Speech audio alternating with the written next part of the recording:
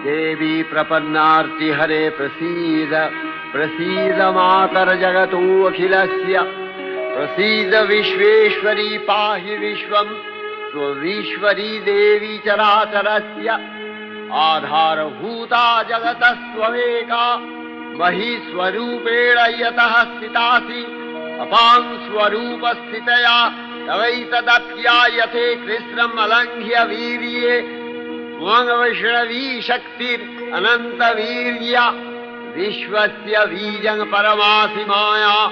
सम्मोहितं देवि समस्तमेतत् त्वं वै प्रसन्ना भुवि मुक्तिहेतुः विद्याः समस्ताः तव देवि भेदाः स्त्रियः समस्ताः सकला जगत्सु तवैकया पूरितमम्बयैतत् का ते स्तुतिः सद्य परापरोक्तिः सर्वभूता यदा देवी